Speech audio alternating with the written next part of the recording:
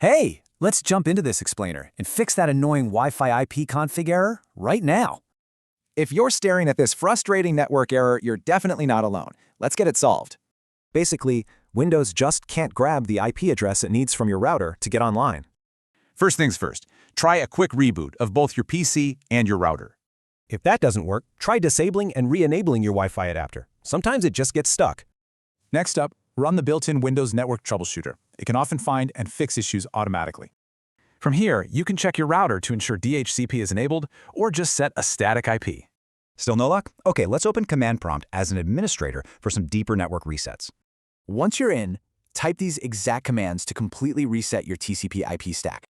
After that, run these 3 commands to release, renew, and totally flush your DNS cache.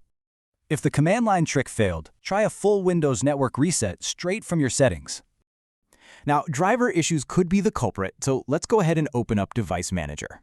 Here, you can either update your network driver automatically or just uninstall it and reboot your PC.